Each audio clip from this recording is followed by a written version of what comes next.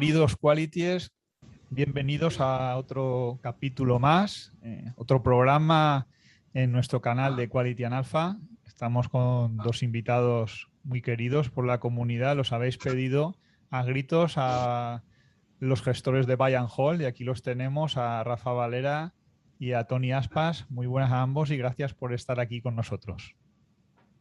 Gracias a ti por invitarnos y es un placer responder a las preguntas que tengáis, tanto tú como cualquier seguidor tuyo. Muy buenas tardes, Emilio. Muchas gracias a Quality and Alpha por la invitación. Nos identificamos mucho con lo de Quality and Alpha, nos llamamos Buy and Hold, pero nuestra filosofía de inversión es muy quality, sobre todo en la parte de renta variable, y Alpha siempre nos gusta tirar los índices en cualquier cosa que seleccionemos. Ese es el reto, yo creo, de cualquier gestor. Bueno, a Rafa yo creo que es bastante conocido, ¿no? Sobre todo por la renta fija. Muchos habéis hablado, tiene un gran conocimiento de la renta fija corporativa. Si no es el mayor experto de España, pues poco le faltará. Tony, corrígeme si me equivoco, el brazo derecho ejecutor aquí en Valencia, ¿no? En la terreta, aunque la gestora yo creo que está radicada fiscalmente en Madrid, ¿no? Pero hay en Valencia pues hay un... En Valencia, la central es en Valencia, así que tenemos una oficina en Madrid, pero la central, la sede es de Valencia. Pues me alegro ahí, porque no todo tiene que estar no todo tiene que estar en la meseta, ¿no? Sí, así es. Somos gente descentralizada. Contadnos un poco, sobre todo para los que no os conozcan todavía, qué es Buy and Hold, en qué consiste y hay tres tipos de fondos principales. Y yo creo que es bueno también que sepan cuáles son. Luego, si os parece, pues profundizamos un poco más sobre la filosofía de ellos, ¿no? Que son también, bueno, nos gustan las empresas de calidad y luego también las inversiones en renta fija. Muy bien, pues inicio yo la charla contando un poco cómo nace Buy and Hold. Buy and Hold lo funda Antonio Aspas y Julián Pascual a raíz o con el impulso, vamos a decir, de la CNMV, que se acercó a Julián, que gestionaba una SICAV que se llamaba Rex Royal Blue y hoy se llama BH Equity, que es nuestro fondo luxemburgués, con 17 años de track record. Pues la CNMV le llamó la atención que aquello tenía ya más de 500 inversores y que empezaba a tener un volumen y le animó a constituirse en un EAFI. Ahora son EAFs, en aquel momento eran EAFs. Y entonces, para constituirse en un EAFI, pues pensó en Antonio. Y que eran pues un viejo amigo conocido de las pocas charlas de value investing que se hacían en aquella época. Y en un garaje, como todas las buenas empresas con vocación de grandes empresas, pues se instalaron en el garaje Aspas, un garaje de Tony, y ahí se instalaron y ahí les conocí pues hace algo ya más de 5 años. Que en un evento de Valencia Plaza, pues nos encontramos Julián y yo, y me dijo, ¿por qué no montamos una gestora? Y mañana hablamos con Tony y tal. Y así, de una forma natural, pues comenzamos la andadura de gestora, pues va a hacer 5 años. Bueno, yo creo que sí, me incorporé un poco antes de la gestora, ¿no? Pero hace 5 años. Y ahí incorporamos lo que es el BH flexible, que en aquel momento era una SICAV, comencé a gestionar en el 2010, o sea, ya hace 11 años, que es el mixto. Y luego tenemos el BH Bonds, que comenzó hace 5 años y que tiene un track record de 5 años. Entonces, al final tenemos 3 productos, los 3 en Luxemburgo, un producto de renta variable donde los primeros inversores se han multiplicado por más de 4 veces la inversión inicial. Inicialmente era un fondo europeo con un sesgo español. Hace 17 años en España no había ningún español que gestionara un fondo global, que yo recuerdo, ninguno. Bestinver no gestionaba fondos globales, que era de lo más innovador. y se gestionaban fondos europeos, pero tampoco había una elección de fondos europeos. Y va a hacer dentro de poco 3 años que cambiamos el benchmark a un fondo global, y hoy es como un fondo global. Ahora Tony nos lo explica más en detalle, si queréis, entramos más en explicar el fondo. Hay una cuestión, perdona Rafa, hay una cuestión que a los inversores bueno, y a mí también nos preocupa, ¿no? Y has comentado un poco que los fondos los mudasteis a Luxemburgo. Ahora la cosa se ha relajado un poco, pero cuando estaba nuestro amigo Coletas de vicepresidente, pues a veces comentaron algunas cosas sobre la posible expropiación de fondos o incluso nacionalización de entidades financieras. Y hay un poco de miedo a que el día de mañana pueda pasar algo en ese sentido de tipo populista, y entonces la gente está buscando alternativas tanto de fondos fuera como de gestoras o incluso brokers, que estamos invirtiendo pues en brokers de Luxemburgo o de Irlanda. ¿Cuál fue el motivo realmente vuestro que pensasteis por iros allí? Nuestro motivo es la búsqueda de la independencia. La esencia nuestra es ser independientes. ¿Qué significa ser independientes en el tema de la gestión, yendo a grano?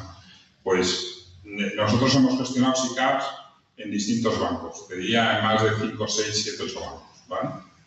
Entonces los conocemos muy bien y no queremos depender de un tercero, del control de riesgos de un tercero. Entonces nosotros hemos montado un vehículo propio luxemburgués, un paraguas entero luxemburgués, que también Antonio puede hablar muy en detalle, pero lo lleva muy de la mano, ¿vale? Con 3 compartimentos. A diferencia de otras gestoras mucho más grandes que la nuestra, que lo que hacen es, entre comillas, alquilar un compartimento de una SICAV luxemburguesa. Le llaman fondo, pero son SICAV luxemburguesas. Nosotros es un paraguas luxemburgués en formato fondo luxemburgués. Es decir, el responsable de allí no es un consejo de administración de la SICAV o del compartimento. El responsable de lo que allí pasa es Buy and Hold, que lo gestionamos con un pasaporte europeo. Tenemos la habilitación tanto de la CNMV como de la CSSF para gestionar fondos en Luxemburgo, nuestros fondos en Luxemburgo. Están depositados en Credit Suisse, pero Buy and Hold puede decidir mañana depositarlos en BNP o depositarlos en Societe Generale o en VS Luxemburgo o donde queramos. Y que la administración del fondo nos lo haga quien queramos. Es decir, eso le llamamos independencia. Si tú estás alquilado, en lugar de ser propietario de tu edificio, pues de repente te pueden cambiar el auditor y que sea más caro, o puede la administración subir, o pueden decirte que hay determinados riesgos que no les interesan o que no quieren hacer determinadas cosas. Y ese es el motivo por el que nosotros nos hemos ido a Luxemburgo. No si hoy está Coletas o mañana, eso no. Pensamos que todos los fondos grandes, los más grandes de Europa, están en Luxemburgo. La industria principal de Luxemburgo es la financiera. Es 500 000 de habitantes que principalmente se dedican al mundo financiero. Y es un país fundador de la Unión Europea y es donde mayor seguridad jurídica, pensamos, tiene un vehículo si quieres crecer con él. Y elegimos el camino más largo, nos ha llevado más de 3 años, más costoso, nos ha costado mucho dinero, pero estamos muy tranquilos. ¿No? ¿Te lo he explicado bien? Sí, el principal motivo era ese, y había un segundo motivo también importante, que era mantener el track record, porque había varias opciones. Podíamos haber decidido, porque lo que no queríamos, precisamente por el riesgo reputacional, de cambio fiscal, seguir teniendo SICAVs. Entonces había la opción fusionarlas con un fondo español o fusionarla con un fondo luxemburgués, porque también fusionarla con una SICAV luxemburguesa lo descartamos. Queríamos que fuera formato fondo. El problema es que para fusionarlo con un fondo español perdíamos el track record. Aunque la normativa europea dice que si tú te fusionas con un fondo que está vacío, mantienes el track record, eso se puede hacer en Luxemburgo, pero en España un fondo tienes que poner 300.000 euros. En España obliga a la CNMV, en un fondo para constituirlo, la gestora tiene que poner 300.000 euros. Entonces ya es un fondo vacío, por lo que perdemos el track record. Y era una cosa a la que no queríamos denunciar, seguir manteniendo el track record y decir que nuestro fondo VIH Equity tiene 17 años de track record, porque la SICAV lo tiene y al final se ha fusionado con ese fondo que estaba vacío. Nuestro fondo VIH Flexible tiene 11 años de track record y nuestro fondo VIH Bonds el mes que viene tendrá 6 años de track record. Y ese era el segundo motivo. Vale, ahí me surge una ligera duda, bueno, seguro que la habéis resuelto. Por ejemplo, al tener allí el fondo depositado, me habéis dicho en Credit Suisse, por ejemplo, la gente, imagino que UCITS, la gente puede traspasar de un fondo que tenga aquí a allí y luego si exige o pide el reembolso de una parte, ¿se le reintegra en la misma entidad que tenga España o tiene que ser una de Credit Suisse u otra de fuera? Aquí lo importante es la figura del comercializador. Para que un fondo sea traspasable, tiene que estar dentro de, tiene que firmar el banco comercializador o el que comercialice el fondo, tiene que firmar que es comercializador de ese fondo. Entonces puedes traspasarlo. Porque las participaciones del fondo luxemburgués, ¿vale? Que son cuentas ómnibus, o sea, como tales, no son títulos físicos, ¿vale? Están en España, ¿vale? O sea, si Emilio invierte en 10 participaciones de un fondo nuestro y lo hace a través de Banco Sabadell, tu dinero está en Credit Suisse Luxemburgo, pero tus participaciones están en Sabadell, España. ¿Me explico? Al final, las participaciones. Al final, mientras el fondo esté dado de alta en España, que está dado en la CNMV, nuestros fondos, los 3 fondos luxemburgueses están dados de alta en la CNMV, los comercializadores, como dice Rafa, tienen que pedir autorización para que nosotros les permitamos que sean comercializadores de nuestro fondo. Hay una lista de quién comercializa nuestros fondos. Todos los comercializadores, tú no puedes contratar los fondos luxemburgueses nuestros ni el principio de nadie directamente a través de la entidad, tienes que ir a través de un comercializador. Entonces, si tú eres cliente de Sabadell, de Santander, decides comprar nuestro fondo, lo que haces es, das la orden, Sabadell da la orden, envía el dinero a la cuenta de Credit Suisse en Luxemburgo y tus participaciones que quedan anotadas en tu banco de Santander, en España, ¿vale? Si tú quieres traspasar, por supuesto es totalmente traspasable porque está dado de alta la TNV como comercializador Santander y el fondo pues, no, tampoco tienes que hacer 720 ni sería como si fuera un fondo normal español. Nosotros no podemos venderlo como gestora porque no somos agencia de valores. Entonces nosotros como gestora podemos gestionar activos, podemos gestionar SICAVs, podemos gestionar fondos, podemos gestionar carteras de fondos, podemos hacer lo que queramos en gestión o asesorar. Pero lo que no podemos es tener anotaciones ni dinero de clientes. ¿Vale? El dinero está en los fondos, nosotros gestionamos. Entonces, yo puedo vender nuestro fondo español, ¿de acuerdo? Porque son nominativos. Es Emilio compra 10 participaciones y esas participaciones no están depositadas. Ahora los bancos cobran por depositaría de participaciones, pero nosotros, si alguien contrata nuestro fondo español, no cobramos nada, porque tú mandas el dinero a Credit Suisse España y ya está, y queda ahí registrado en el fondo, en el libro de partícipes, que Emilio tiene 10 participaciones. No cobramos nada por la custodia. Claro, no te vamos a cobrar por la custodia de tus participaciones. Pero en cambio, si quieres comprar el fondo luxemburgués, yo no puedo tener una cuenta Omnibus aquí en una libreta, ni no estoy habilitado por no ser agencia de valores. Y montar una agencia de valores solo para este tema, pues oye, el que quiera contratar nuestro fondo luxemburgués, por ejemplo, yo estoy contratado, tengo nuestros fondos luxemburgueses, pero los tengo en Bank Inter. Y yo en Banca. Vale, si os parece, pues vamos allá con las preguntas. Un poco lío, me lío. He empezado a hablar de... No, te iba a preguntar ahora por la libre circulación de capitales y la restricción, pero yo creo que no vamos a dormir a la gente nada más empezar aquí el programa. Y sobre las mismas preguntas de ellos, pues vamos respondiendo, será más ameno, ¿no?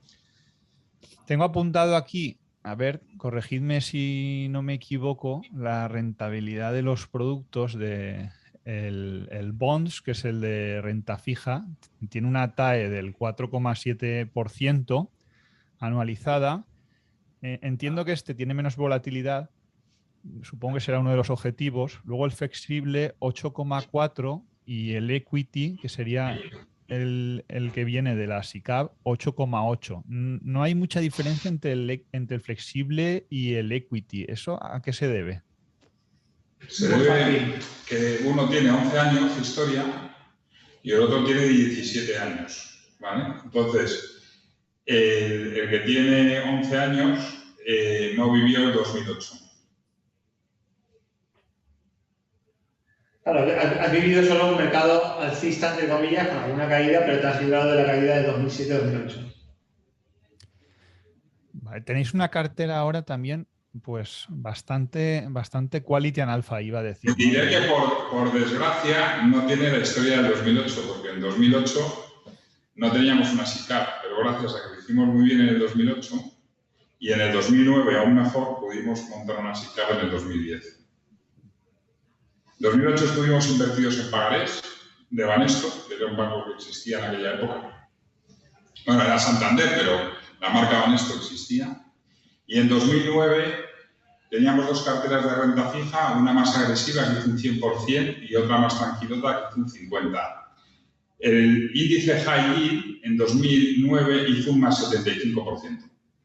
Digo, por tener un poco órdenes de magnitudes, si se puede ganar dinero en renta fija o no. Sí, me acuerdo en aquella época, claro, los bonos estaban altos, luego comenzaron a bajar los intereses, con lo cual subirían más todavía. Bueno, los high yield en la primera mismo pues igual estaba al 20%, como al 17, 18. Ahora igual lo ves con retrospectiva y dices, bueno, es verdad que era un buen momento para invertir ahí. Y entonces había un miedo a que el sistema podría colapsar completamente, que tomar esa decisión tampoco era fácil, ¿no? No sé si os acordáis, bueno, todos los casos que hubo aquí con las cajas de ahorros, incluso Caja Castilla-La Mancha se llegó a decir que no tenían dinero ya ni para sacar los propios partícipes de los cajeros, se formaban colas los lunes por la mañana para sacar dinero de allí. Afortunadamente eso no te afecta si tú estás invertido en un fondo, porque mientras el bono o la acción en la que inviertas, la empresa no tenga problemas, los activos de un fondo o de una cartera particular, las participaciones que tengas de acciones o bonos son independientes del balance del banco. Así que da igual, que quiebre, que no quiebre, lo importante es la calidad de las empresas, de los bonos, las acciones a las que hayas invertido. En Caja Castilla-La Mancha, me alegra que hayas mencionado este nombre. Nosotros invertimos muy poquito, pero invertimos algo. Conozco gente que invirtió muchísimo, que tenía el convencimiento total que iban a pagar la deuda subordinada al 100% y pagó la deuda subordinada al 100%, valían 30. Es decir, multiplicaron por 3. No es un 100%, el 100% no hubiera sido perder un tercio. O sea, es decir, de 30 a 60. No, de 30 a 100. En meses. Porque eran decisiones políticas. De si el retail tenía ese bono, no podemos dejarlos achicharrados o la fundación no sé qué o lo que fuera. Bueno, vamos, después de esta lección de historia, os lo agradezco. Vamos, si queréis, a responder ya sobre las preguntas y sobre el mismo comentamos, ¿no? Mira, el primer forero que nos pregunta, José Luis Especulata, nos dice, antes de nada, me parecen unos gestores tops, tanto en renta fija como en renta variable. Saben rotar, vender o cambiar de tesis cuando procede y sus números son extraordinarios. Pregunta por qué salieron de Grifols y si cree que llegaron a entender bien el funcionamiento de la empresa en todas sus divisiones. Su crecimiento vía adquisiciones no lo ven un tanto como una huida hacia adelante. Yo aquí en Grifols, que es una empresa que siempre se ha hablado que tiene un producto como el plasma muy bueno con un moat, ¿no? Y una ventaja competitiva. Ahí también se ha dicho que la familia tiene alguna serie de disputas internas que afecta el comportamiento o a la gestión de la misma. Pero no sé si algún de esos motivos sería lo que os llevaría a salir de ella.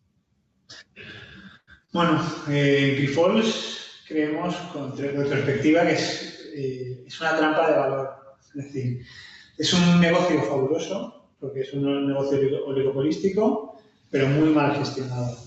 Entramos, ¿por qué? Porque tú veías la compañía, te parecía que era algo temporal, la caída que estaba teniendo en los últimos 3 años cuando compramos, llevaba 2 o 3 años de caída, y que podía remontar. Pero estás viendo que se dedican a comprar, a veces tirando el dinero entre comillas, porque han hecho compras muy malas, con unos niveles de apalancamiento muy altos, sin dedicarse a gestionar bien el negocio, que es lo que hace que los márgenes pues vayan bajando, que la compañía esté cada vez más endeudada y que en cambio no se vean los beneficios. Si tú comparas con porque al final ellos son el número 2, si comparas con el número 1, una empresa australiana, ves que en el mismo tiempo que ellos, la acción está prácticamente plana, ha bajado un poco, los beneficios han bajado, la compañía australiana ha multiplicado por 3. Entonces, estando en el mismo negocio, está claro que alguno lo ha hecho mal, uno de los dos. O que uno lo ha hecho muy mal y el otro muy bien, o mitad.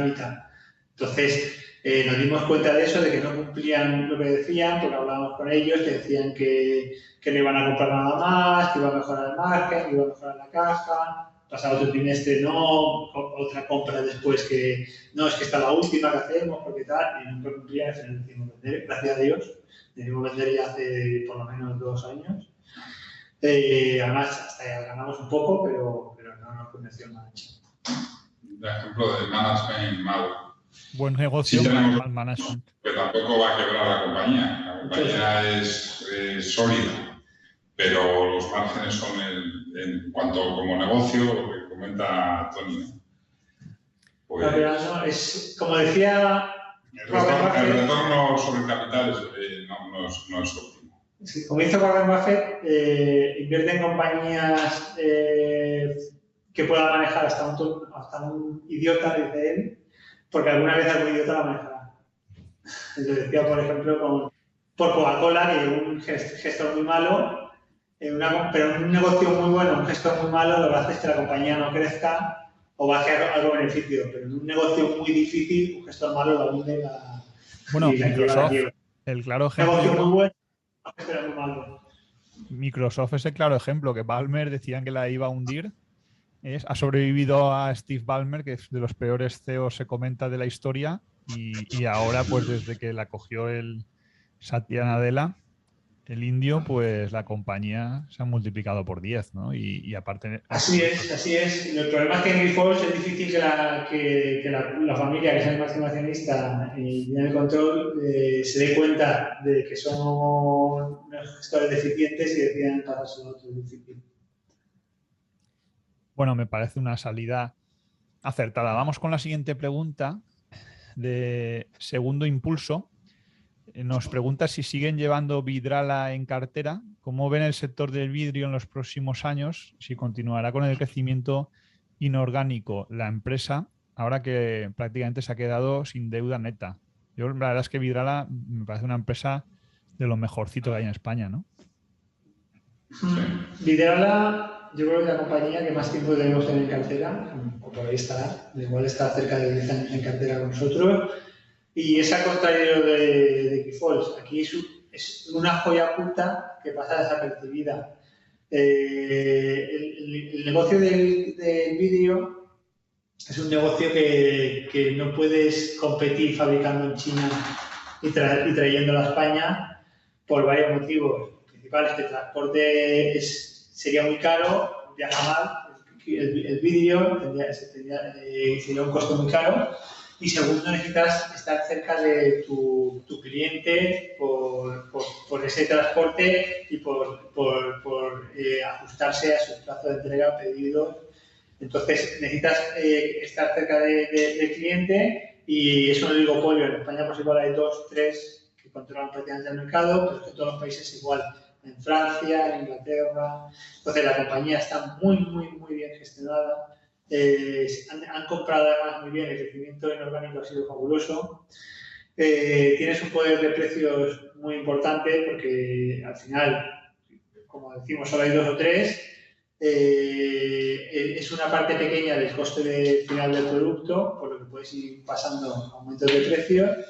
Y la situación actual, aunque en los costes de la materia prima, como la energía, ha subido en los últimos meses y puede afectarle algo al margen los próximos 6 meses, los contratos normalmente se renuevan año a año. El poder de precios es brutal.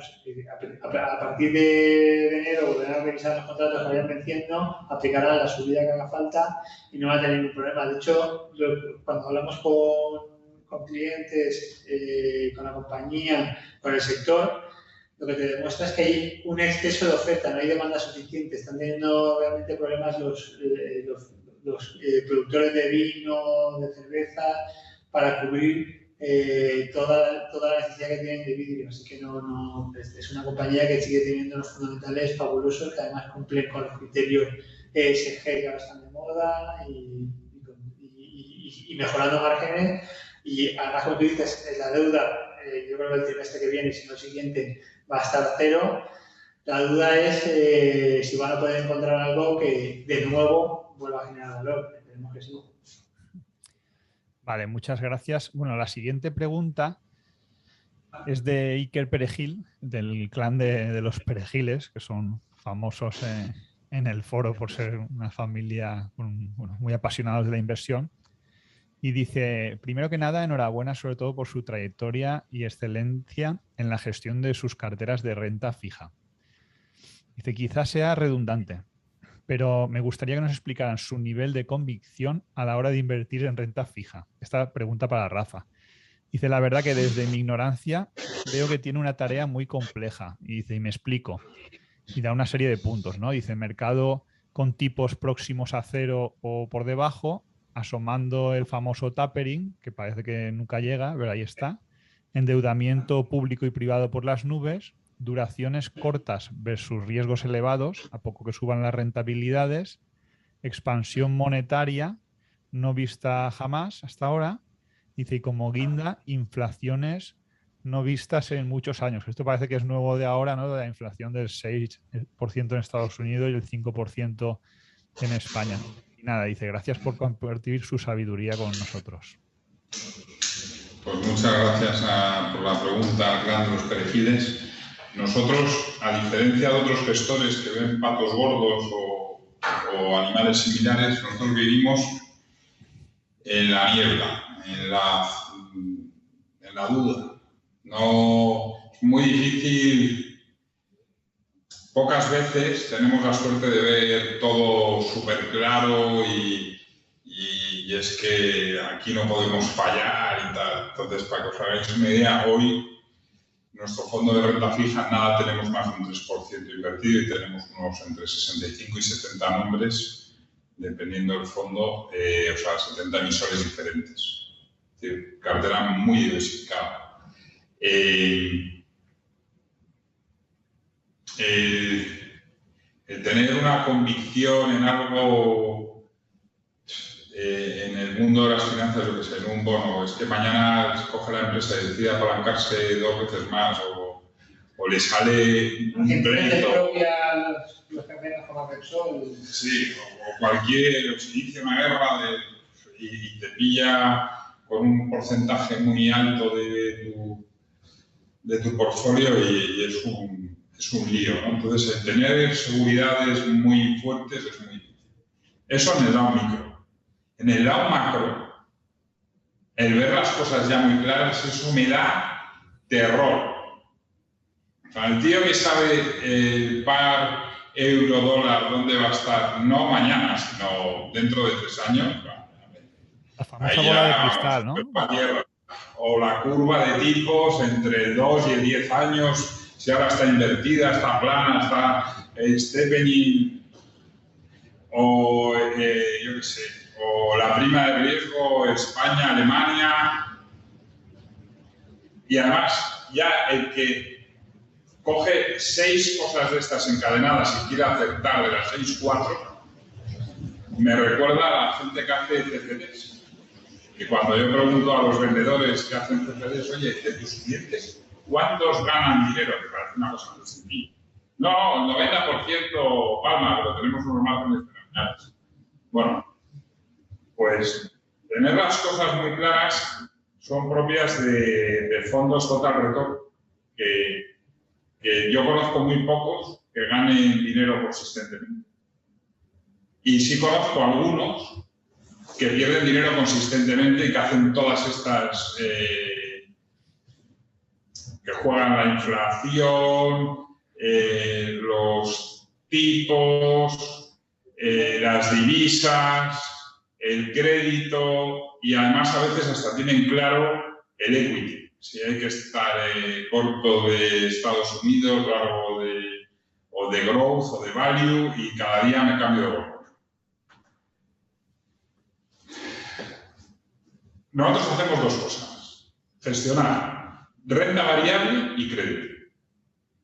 Tenemos criterio, y más o menos, porque llevamos muchos años navegando en este mundo de la inversión, y más o menos pues sabemos cuándo vienen las nubes, cuando conocemos nuestro Mediterráneo, que es muy traicionero, pero más o menos somos unos marineros ya bregados en muchas batallas y en muchas tormentas, pero tener convicción, hombre, hemos hecho cosas que yo que sé, cuando compramos Antonio Carnival ¿cuándo fue? Marzo del año pasado o abril, pues no teníamos claro que íbamos a tener la vacuna a los 12 meses, o que la pandemia, qué efectos tendría, o colaterales, o lo que sí sabíamos es que era la más grande del mundo, la más solvente del mundo, y pensábamos que una naviera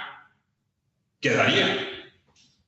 Entonces, claro, ahora cuando paseo por Madrid y veo las marquesinas con anuncios de cruceros, me vengo arriba totalmente, ¿no? Pero, claro, ¿cuánto cogimos? Un 1%. ¿Cuánto ha hecho el bono? Un más 75. Digo, ¿qué poco cogí? Pero, claro, es que era un pato gordo, gordísimo. Lo vi a lo lejos. Disparamos, pero nos llevamos un patillo. No una manada. Y así te podríamos poner, Antonio y yo, infinidad de ejemplos. Yo creo que la apuesta más importante, entre comillas, que hemos hecho, la inversión más consistente, más amplia en tamaño, yo creo que es invertir en bonos subordinados COPO. De Cajamar. De muchos. Llegamos a tener en el mixto el 9% y el 9,5% de la cartera en Cajamar, pero veíamos, en Cajamar hicimos un poco de activistas incluso. Fueron a sacar una emisión que pagaba el 10% y no somos de ir a charlas ni cosas, nos tomamos la molestia de ir al Hesperia, al Hotel Hesperia, sacaba la emisión Goldman y UBS. Y le reventamos el meeting La verdad no es que nosotros lo reventáramos, pero lo hicimos poco porque aquello fuera atractivo.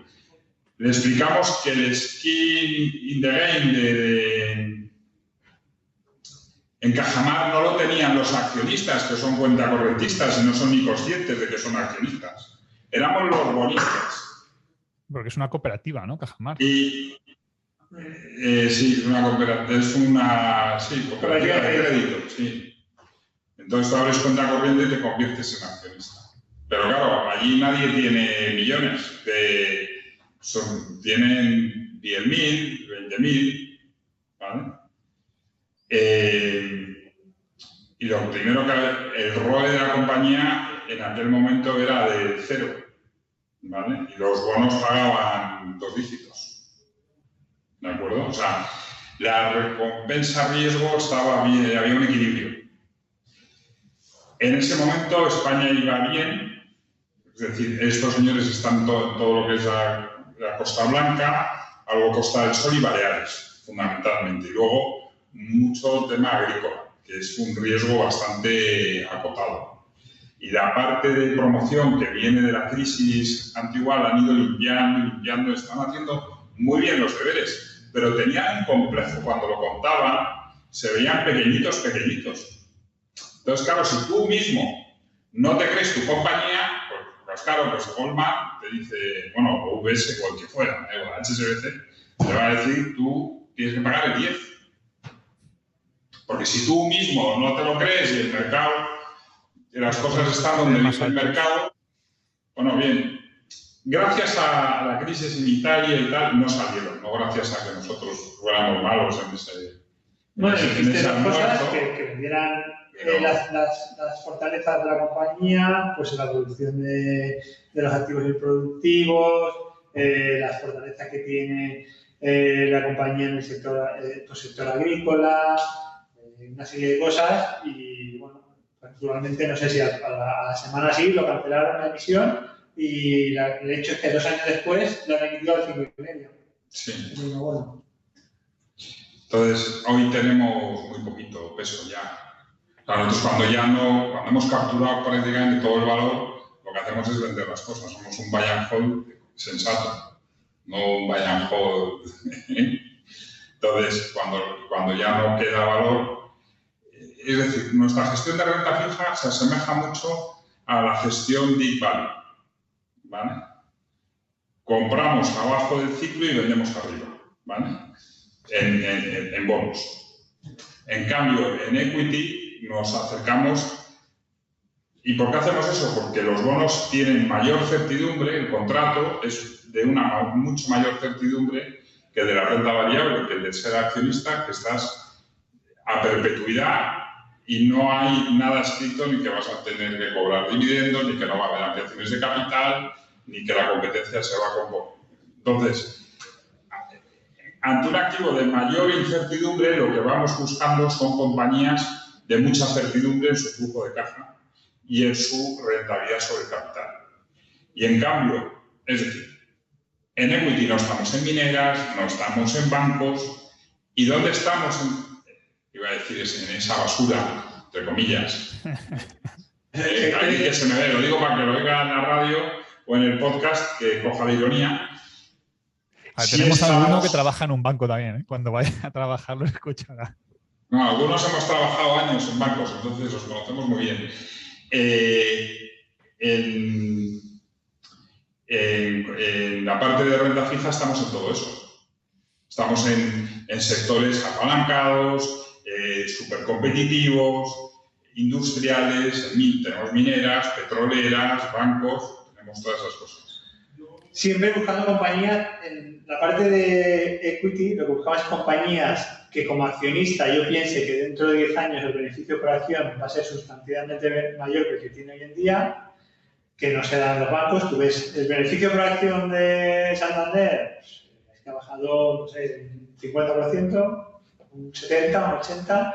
BBVA, da igual Santander que BBVA, que hasta BNP, menos Bankinter, yo creo que debe ser de los pocos, pero es que en las mineras es igual, en Repsol es igual, en Telefónica es igual, grandes compañías que no crecen en participación. Pues no me interesa ser accionista, me interesa ser bonista. ¿Va a quebrar Repsol? No. ¿Va a quebrar Santander? No. ¿Va a quebrar Telefónica? No. Pues así con muchas más compañías que son interesantes como bonista, porque te dan una rentabilidad muy superior a la que saca el accionista. Sí, por supuesto, siempre el punto 1 es que piense que esa compañía no va a quebrar y voy a recuperar mi capital. Y luego ya el punto 2 es qué rentabilidad me da, si es interesante o no. Que es totalmente distinto a lo que voy a pensar como accionista. Como accionista es cuánto va a subir el beneficio por acción a 10 años. ¿Vale? Podría ser y esto nos lleva a tener la mente abierta. Hay muchos gestores de renta variable que la renta fija es anatema, es herejía, es un activo a no trabajar, a no valorar y a no mirar. Cuando hay oportunidades, en nuestro caso, Yo cuando veo los competidores, nuestro fondo de bonos es un fondo que no es high yield porque el 30% mínimo, el 30% está invertido en investment grade. Y cuando miro competidores tienen menos volatilidad que nosotros, tienen igual volatilidades de 2 y la nuestra es de 4. Pero en rentabilidades tenemos más del doble de rentabilidad. Entonces, al final invita una tasa cercana al 5 en 5 años, con una volatilidad de 4, pues tiene un equilibrio y tiene bastante sensatez. Y en el mixto, para que nos hagamos una idea, este año llegamos un más 20, ¿vale? Se ve muy bien. Tenemos un 55% de exposición a bolsa. No porque la hayamos incrementado, sino porque se nos ha revalorizado la bolsa y ha pasado de un 48 que comenzamos el año hasta un 55. Nuestro fondo de renta variable está dando una rentabilidad del 30 y la cartera de renta variable es la que tenemos en el mixto.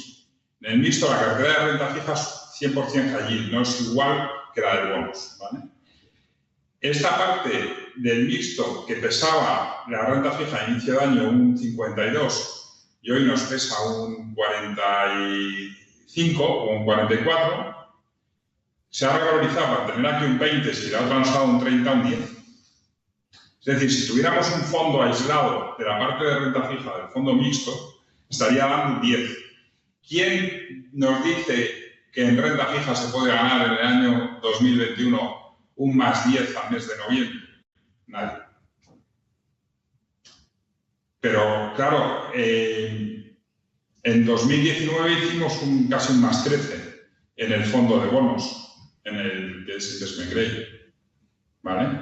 Y en el mixto creo que hicimos un más 20 y tantos. Hicimos un más 20 en el flexible. Y en el equity hicimos un más 26. Es decir, había una diferencia de 6 puntos entre el flexible y no teníamos ni un 50 de bolsa. Es decir, que la parte de renta fija nos dio probablemente un 20 o cercano. Bien, esto ¿Cómo vamos a decir que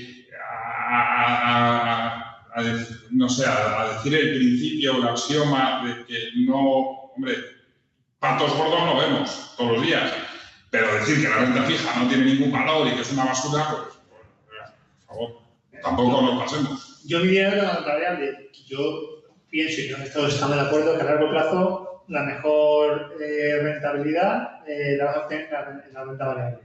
Pero no es para todo el mundo.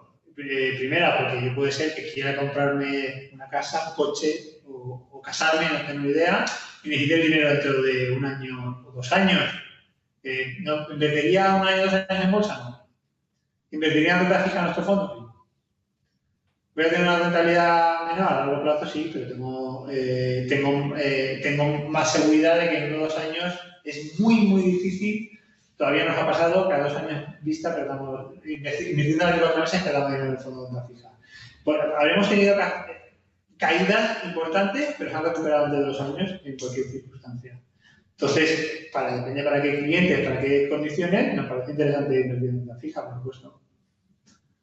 No puedo dejar la oportunidad pasar de, habéis hablado de Telefónica y de la deuda corporativa. Igual puede ser un modo de vengarnos, invertir en la deuda de Telefónica y recuperar el dinero, porque muchos hemos perdido, si hablamos en pesetas, una millonada. Y si pensamos en el coste de oportunidad de los que invertimos cuando valía más de 20 euros en Telefónica, pues la verdad es que no sé si no tenemos ningún bono de Telefónica, no paga nada. Paga poco, pero era por poner un ejemplo, pero después sí que hemos tenido, de Santander tenemos los cocos, es decir, era por poner un ejemplo, pero de todas formas Telefónica, si suman los dividendos, has perdido el coste de oportunidad.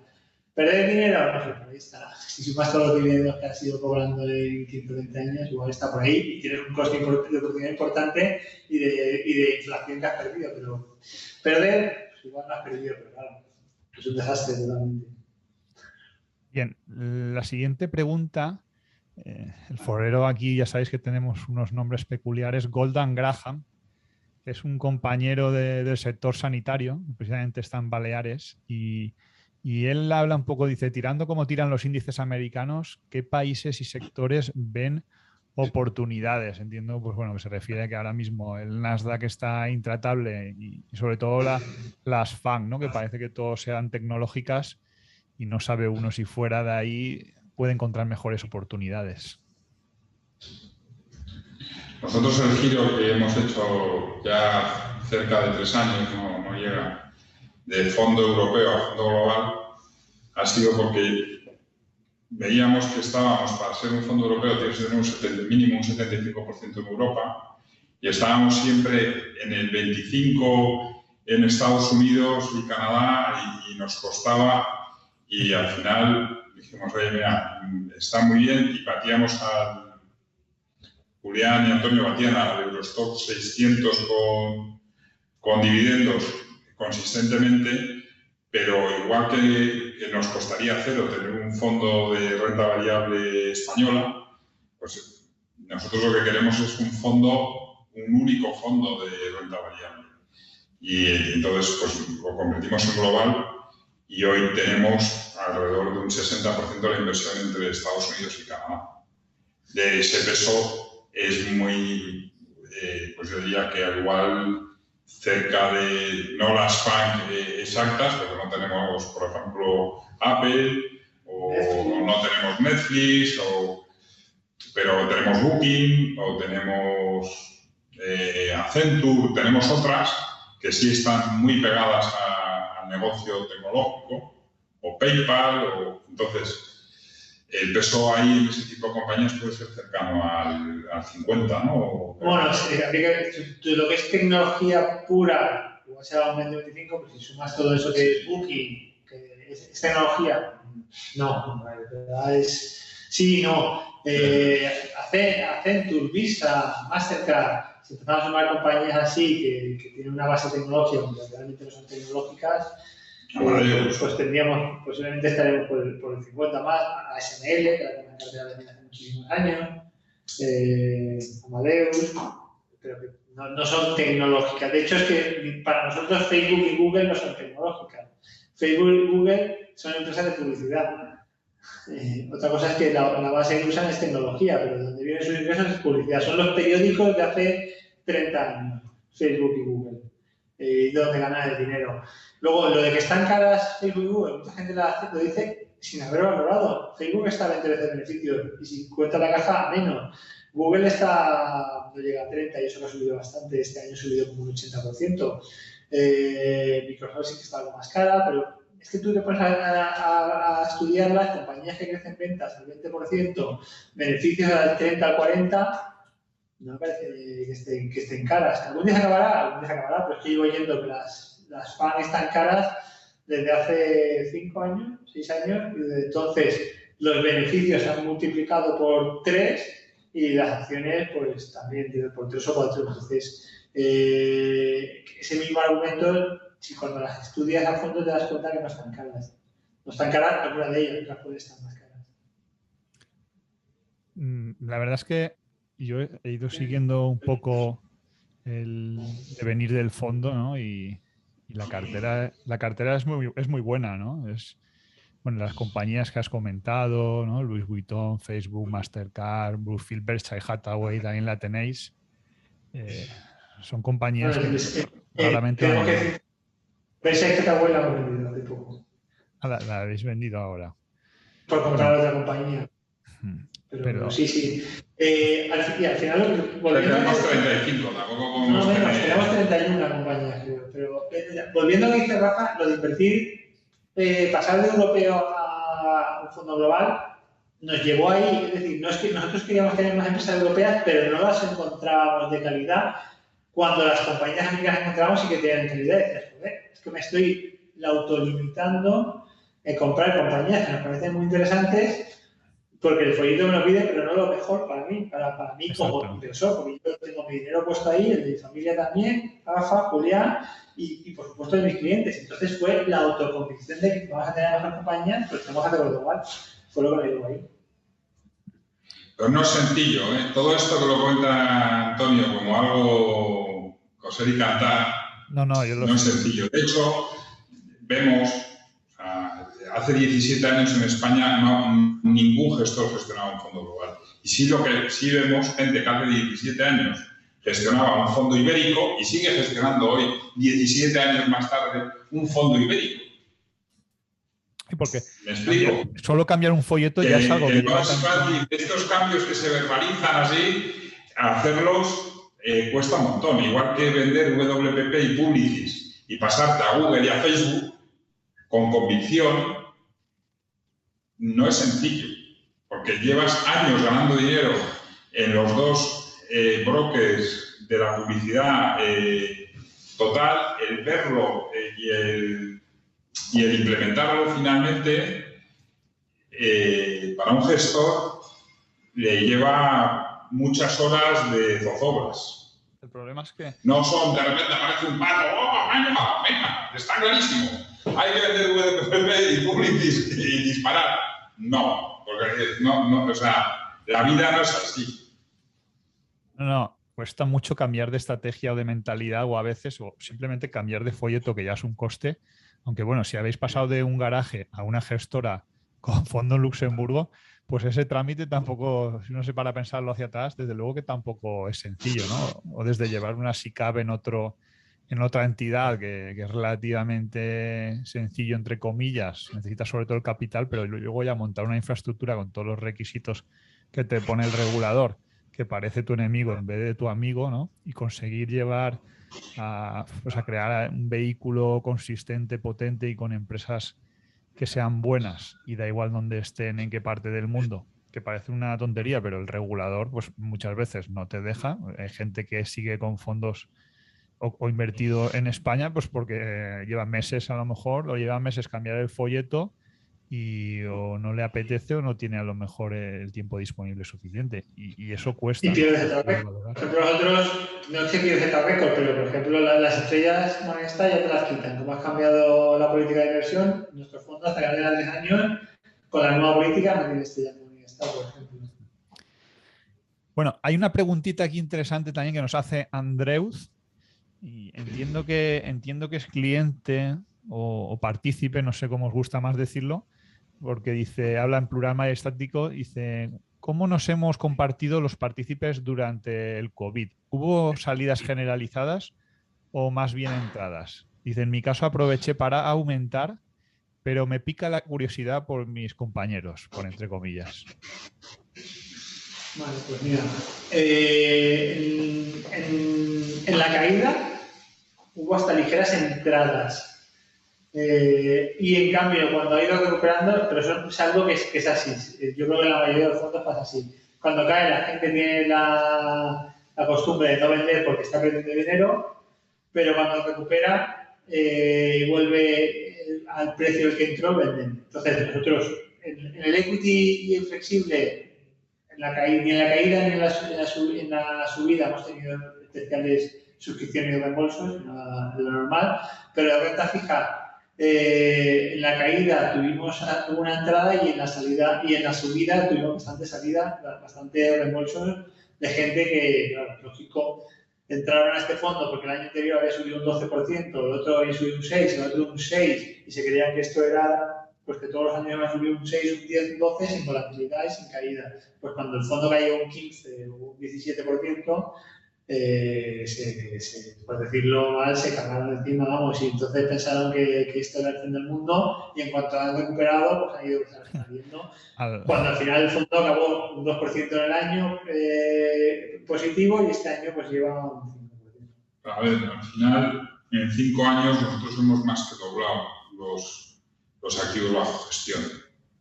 Si coges las gestoras independientes, me da igual el tamaño que tengan, ninguna gestora independiente ha doblado en los últimos 5 años.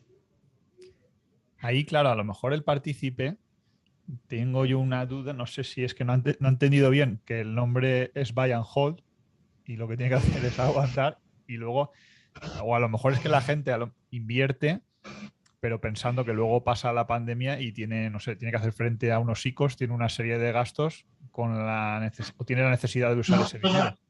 Es más fácil, la gente invierte con el retrovisor. Entonces, ve las rentabilidades pasadas y invierten en función de eso. Y y se creen que es que a mí me encantaría tener un fondo de renta fija que tuviera una rentabilidad como la tenemos hoy en día del yield to work, que se llama, es decir, la rentabilidad implícita si no quiebra ninguna empresa de las que tenemos en cartera vencimiento, pues por encima del 5%, con una volatilidad del 1%. Me encantaría.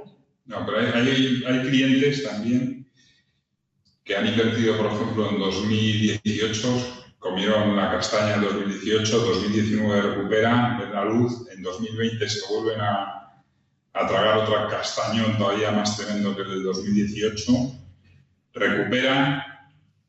Inversores, estoy acordándome de uno que metió toda su herencia, la herencia de su padre, y ahora ha hecho el traspaso de la posición nuestra, lo ha pasado a Bankinter para ignorarlo y poderle comprar un piso al hijo y no tener que vender la posición.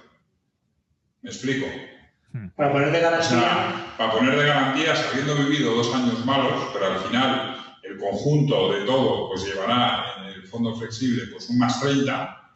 Dice, yo que era un descreído de las finanzas y sí del inmobiliario, que es la primera vez que invierto, dice, oye, pues en lugar de vender y comprar el piso, lo ignoro, me prestan el dinero y le compro el piso a mi hijo. O sea, que hay gente para todo. Hay otro señor, ahora en noviembre, en agosto, que nos llamó, que en agosto siempre cae la bolsa y voy a vender. Estaban 5 gestoras, Value más o menos. Vendió todas. Y ahora viene en noviembre y dice, joder, la que me he perdido, tal, no sé qué. ¿Qué hago? Le hemos dicho, este es un perfil agresivo, le hemos dicho, mira, entra en el flexible y si la bolsa cae como tú vaticinabas, algún día caerá, probablemente. Obviamente. Pues coges y pasas el flexible al equity. Pero por lo menos si sube, no te pierdes todo. Y yo creo que se lo está pensando. Hay un problema aquí que es uno de los objetivos de Quality and Alpha, ¿no? Y todo esto que hacemos de los podcasts y los vídeos, y es que la gente, lo que has comentado, no entiende que el objetivo no es ganar un 20 o un 30%. Tú tienes tu dinero de tu herencia, del piso que has vendido o de tus ahorros a lo largo de los años, y la idea tiene que ser, pues en 5, 6, 7 años poder duplicarlos. Cuando lleves 10 años o 15, multiplicar por 4, y eso al final requiere pues esa paciencia, ¿no? Si estás siempre vendiendo y comprando, aparte de que nunca llegas a conseguir eso, lo único que estás haciendo es nutrir las arcas de Hacienda, ¿no? Cada vez más. Mira, nuestros mejores clientes, lo dice muy bien Julián, que hoy no lo tenemos con nosotros. Julián Pascual es nuestro presidente, lo explica muy bien. Dice, nuestros inversores más catetos o paletos financieramente son los que más dinero han ganado. Porque no han vendido. Los que más. Todos los expertos con visión de lo que va a pasar, todos lo han hecho peor que los que no han hecho nada. Y no solamente, y además han sido felices, los que no han hecho nada, no han hecho nada, pero tampoco lo han pensado, es que es lo mejor. A mí cuando me pregunta un amigo, ¿y qué es tu fondo? Digo, si no vas a ver, sí, tienes que verlo como mucho una vez al año para ver cómo va, ya está. Como te dediques a verlo todos los días cómo va, te vas a empezar a los trabajadores hoy, mañana, las noticias, vas a vender el peor momento. A lo mejor no mirarlo, dejarlo ahí 3, 4, 5 años y ir mirándolo si quieres una vez al año. Porque hay mucha gente que hace trading de fondos, que es igual de malo que hacer trading de acciones, porque vas pasando, sales en el peor momento, te vas a hacer el fondo que está más arriba y baja. Y sí. No sé qué es peor, si hacer trading de acciones o trading de fondos. Sí, bueno, vamos a seguir, que si no nos enredamos. No quedan muchas preguntas, pero vamos a avanzar. Tenemos a Jack Manger, que dice, buenas, y como partícipe de vuestro fondo de renta fija, solo tengo palabras de elogio por su gran trabajo. Teniendo en cuenta la situación actual del mercado de bonos y los tipos de interés, ¿creéis que es posible tener rentabilidades positivas sostenibles en los próximos años sin aumentar demasiado el riesgo? Saludos cordiales. Nosotros podemos hablar de aquí a 12 meses. Ponemos siempre el mismo ejemplo. en renta fija podemos suponer que no hubiera mercado. Imaginemos que en lugar de encerrarnos en casa, las autoridades deciden que no va a haber bolsas ni va a haber brokers durante los próximos 12 meses. Eso es imposible. Bueno, más imposible que nos encerraran en casa, me parece. En ese caso, ¿cómo se valoraría nuestro fondo? Pues en función de los cupones que vayamos recibiendo, de los intereses que nos pague nuestra deuda. Si hoy el conjunto de esos 65 o 70 bonos que tenemos en cartera nos están pagando un poquito más del 4% de rentabilidad, le quitamos los gastos y nos saldrá un 3 y algo. ¿Vale? Pues esa sería la rentabilidad a 12 meses. Si no hubiera mercados. Ahora abrimos la persiana y hay mercados. En 12 meses pueden pasar, tenemos dos riesgos. Uno es el de tipo de interés. Como tenemos una duración de en torno de 2, el de tipo de interés es un riesgo muy pequeño, porque es una duración muy corta. Y tenemos el riesgo de crédito, que es nuestro trabajo, que es gestionar el riesgo de crédito, que es invertir en compañías que en los próximos 12 meses su fortalecimiento, su solvencia aumente y no disminuya. Y, por tanto, sus primas de riesgo disminuyan, sus diferenciales de crédito estrechen. Entonces, la valorización será mayor y será más de un 3,5. Bueno, según saber cuál va a ser la inflación el año que viene, pues me cuesta mucho saberlo en 12 meses, pero que esté muy por encima del 3, lo dudo. Ahí sí que veríamos subida de tipos, yo creo. Sí, porque de hecho el 3% que has comentado es el punto donde los inversores se plantean mutar desde la renta fija hasta la renta variable, ¿no? Cuando ya te dan un 3% en el banco por los depósitos, la gente empieza a sacar dinero de la renta variable y a buscar otros productos, ¿no? Y viceversa. Y parece que estamos ahí todavía un poco lejos, ¿no? Si en un banco abren hoy una persiana y ponen que hay interés por ciento, tienes cola. Pero cola, pero vamos. Todos los pensionistas allí, ¿no? Acordaros cuando era el 4. El 4% lo tuvo que prohibir el Banco de España, que no nadie podía dar ya el 4, no se podía ofrecer. Era una locura. Sí, Así es, pero vamos, que la inflación está al 3%, no quiere decir que la rentabilidad de los depósitos está al 3%, ¿eh? No, desde luego.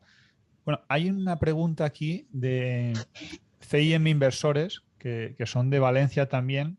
Ha preguntado tanto por Twitter como por el foro, así que voy a leer las dos y le contestamos. Dice, bueno, hace dos preguntas que él dice que son obvias. Dice, ¿qué esperáis de la renta variable en los próximos años? ¿Cómo afrontaréis una corrección fuerte? Y también pregunta lo mismo por la renta fija.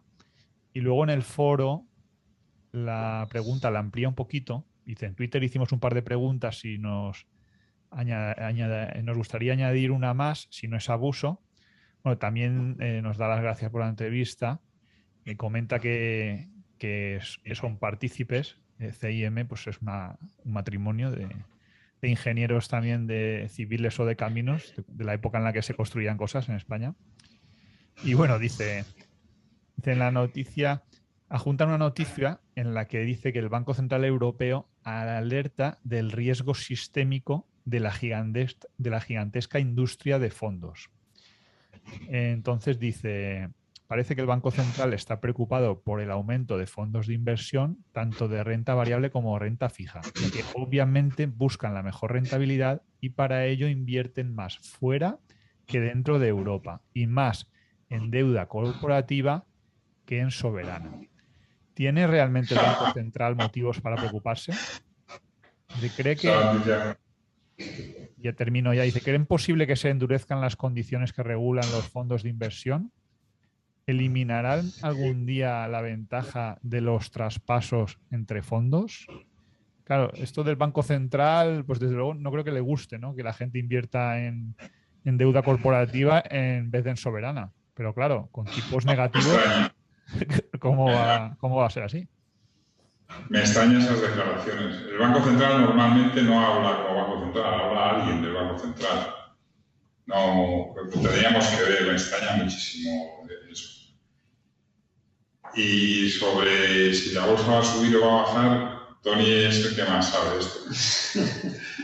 Tiene una convicción clara de lo que va a hacer. No, aquí saber lo que va a hacer la bolsa o no es como tirar la moneda a cara cruz, a corto plazo o a medio. Que dentro de 5 años la bolsa estará por encima de cómo está ahora el MSCI World, tendría una condición muy alta. ¿Qué va a hacer en 12 meses? No tengo idea. Nosotros no invertimos así, invertimos con compañías que son sólidas, tienen papeles de entrada, contabilidades altas y que creemos que el beneficio va a subir pues, en los próximos años. Eso se verá reflejado seguro en los precios de las acciones. Que a 12 meses se vea o no, eso es difícil, porque ya sabemos cómo funciona el sentimiento de los inversores. Si mañana el sentimiento negativo, la bolsa empieza a caer, se vende todo, se vende lo bueno, lo malo, lo regular. Y ya vimos lo que pasó en marzo del 2020 con la pandemia, que se vendía todo y caían tanto las empresas buenas como las malas como las regulares. Entonces, que invirtiendo en bolsa, 5 años vista, mínimo. Para la renta fija, lo que he dicho, tampoco tengo idea. Intentamos cubrir primero por la parte de la calidad, pues intentamos comprar compañías que no tengamos duda de que van a poder devolver el dinero a los accionistas. Y por la parte de la duración, pues la intentamos cubrir primero comprando bonos con una duración más corta y segunda vendiendo el bono español de 10 años. Nos preocupa poco la subida del bono de 10 años que afecta a la cartera. Nos preocupa mucho más, como ya ha dicho Rafa, que un empeoramiento de la calidad del crédito. Si aumenta la prima de riesgo, pues a nuestros bonos le van a quedar sin ninguna duda porque pasa parecido con lo que pasa en bolsa. Se vende indiscriminadamente cartera de bonos, lo bueno, lo malo, lo regular. Por supuesto, lo bueno se vende menos, porque la gente, aunque esté ganando cero, pues está feliz, porque no están anestesiados y no sufren. Y las cosas que tienen la más mínima duda, pues la venden sin piedad. Entonces, pero eso vuelve a la media. Llegó, por ejemplo, de marzo de 2020, el fondo de renta fija cayó un 17%, no quebró ninguna compañía de las que teníamos en cartera y acabó un 2% por encima del año. Pues ya pasará. A 2 años de vista tenemos una convicción muy alta de que el fondo de renta fija estará por encima. Pero ahí hubo mucha gestión, o sea, no es un fondo pasivo que compra un índice. La parte más interesante de la pregunta, lo que me parece a mí más interesante, es cómo gestionamos las crisis o si identificamos las crisis. Uno, pensamos que no somos buenos identificadores de crisis.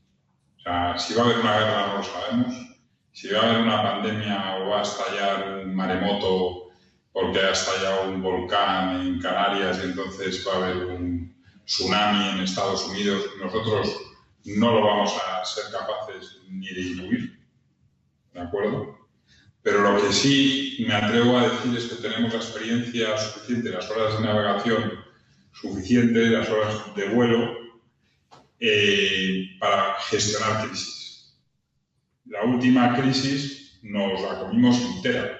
No tenemos ni idea de salud y nunca pensamos que pudiéramos estar las economías cerradas como estuvieron, ¿no?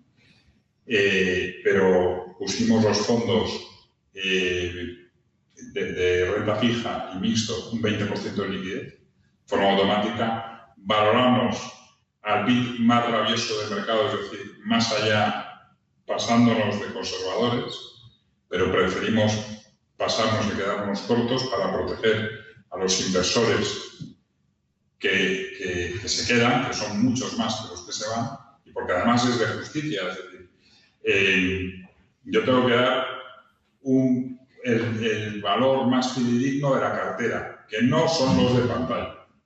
Si tú tienes que vender la cartera entera, en esos momentos nos sorprenderíamos los valores que dan. Entonces no nos importa mandar el fondo 3 puntos más abajo que nuestra competencia, pero tener la cartera bien valorada, ¿vale? O lo mejor que se pueda en un momento de total incertidumbre, porque fue así.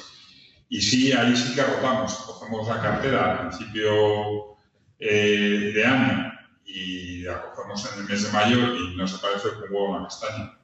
Porque como decía Antonio, le pegan a todo, a lo bueno, a lo malo, a lo regular, y entonces pudimos entrar en, yo qué sé, en Volkswagen, en Ford, en un montón de automovilísticas, en mineras, en Tulo Hoy regalado, en mogollón de empresas a precios de distrés, de quiebra casi.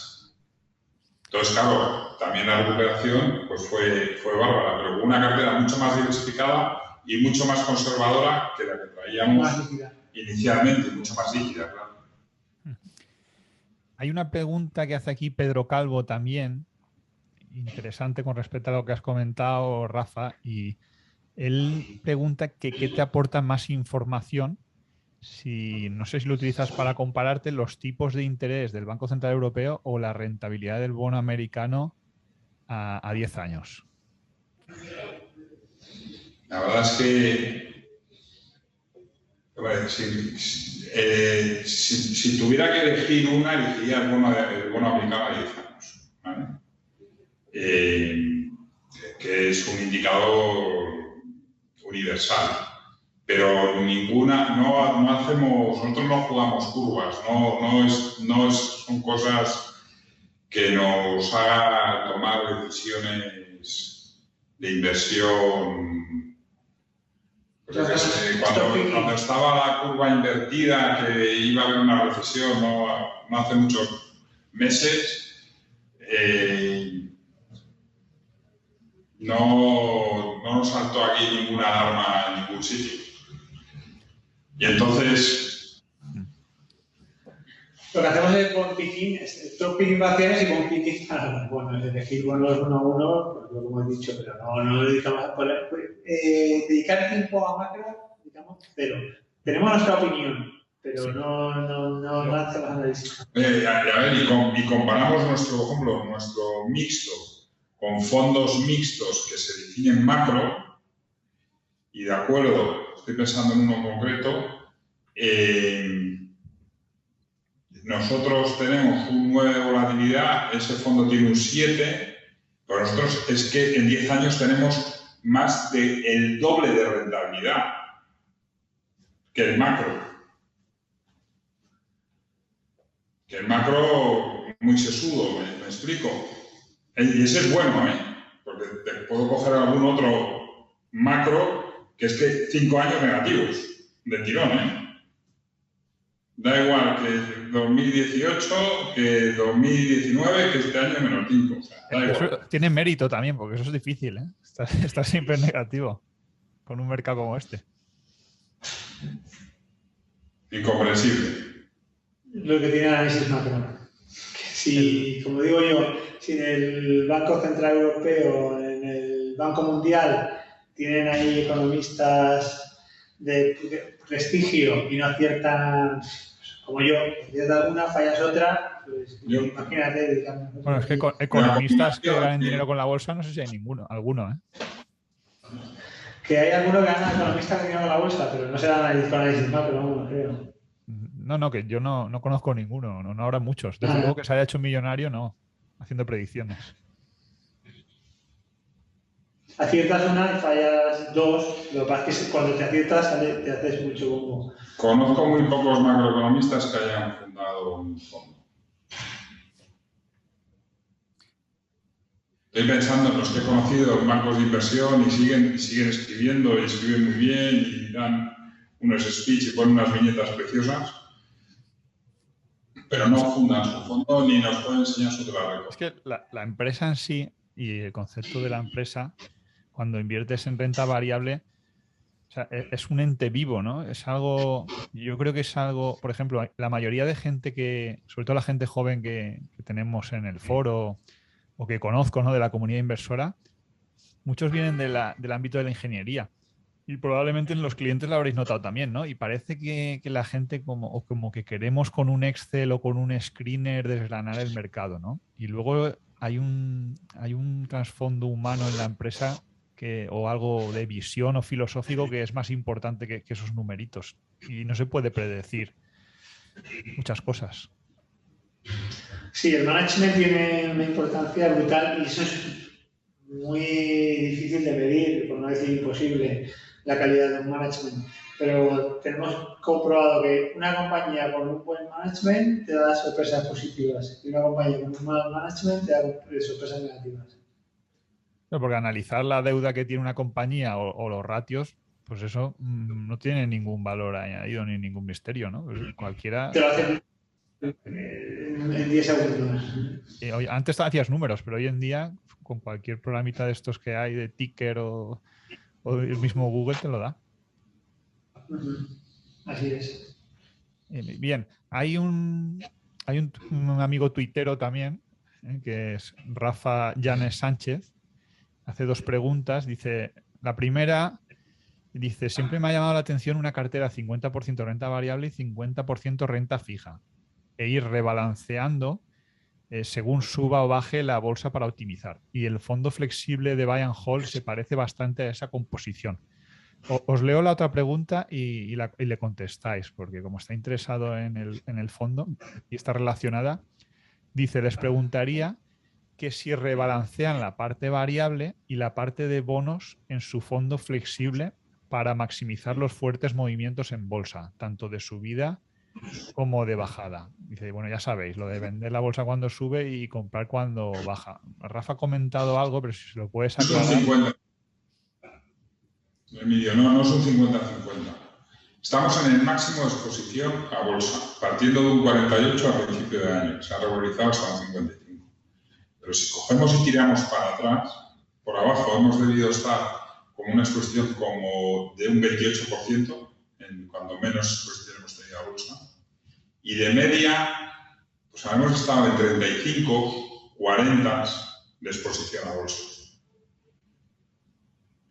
Por eso tenemos una volatilidad de 9. Porque tenemos high yield. El high yield tiene también mucha volatilidad. Al final, muchas veces lo que te hace que tener más peso en el flexible, en renta variable o no, es las oportunidades que tenemos en renta fija. Si nosotros vemos claro una empresa dentro de la penumbra, vemos bastante claro un bono que va a pagar un 10 o un 12%, preferimos el bono que una acción. Pero cuando ya quedan menos oportunidades de esos bonos de 9, 8, 12, 13%, pues vamos buscando, vamos siguiendo por descarte más peso en renta variable, que sí que los encuentras. Bien. Y ya para terminar, tengo 2 preguntas de 2 inversores más. Me vais a permitir que no diga el nombre porque son anónimas. Uno que es partícipe, tiene cierto, la terreta también, tiene cierto patrimonio, me dice que no sabe qué hacer, que cuanto más gana, más impuestos paga. Ahora le toca pagar por patrimonio y dice que casi trabaja para pagar al Estado. O sea, ¿hay algún truco por ahí para librarse? Bueno, o sea, el máximo que puede pagar es el 60% de sus rentas de trabajo. Sí, bueno, entonces, ese problema le está pasando. Lo que puede hacer es trabajar menos. O dejar de trabajar directamente. Si puedes vivir de patrimonio, ¿no? Igual hasta pierdes dinero. Y luego, las rentas irregulares, creo que es así, ¿no? Yo no soy fiscalista, ¿no? Pero si lo tienes dentro de... O sea, si no tienes rentas de trabajo, no tienes rentas regulares, tienes tu patrimonio en un fondo de inversión, pues en lugar de vendes, el día que vendes para vivir los 3 próximos años y estás 3 años sin tener ninguna renta. Como no tienes renta, no pagas impuesto de patrimonio. Pero como el máximo es el 60%... bueno, hay gente que le está pasando, no son la mayoría, obviamente, pero que trabajas, tienes un sueldo a lo mejor que está bien y estás pagando el 60% y encima el impuesto de patrimonio, con lo cual a lo mejor si ganas 100 puedes llegar a estar pagando en España 80, ¿eh? Hay otra solución, que es invertir en fondos malos y perder dinero, así no paga nada. En Telefónica. Sí. No, hacerse, no sé, es que no tengo ni idea, no soy fiscalista. No, perfecto. Es que había una época, no sé si aún sigue, que los unit no pagaba por patrimonio si ponías un como si heredero, como si fuera beneficiario irrevocable, algo de esto y así, pero como dice Rafa, no somos fiscalistas. Tendría que contarlo con su base. Los clientes que más dinero ganan con nosotros no trabajan.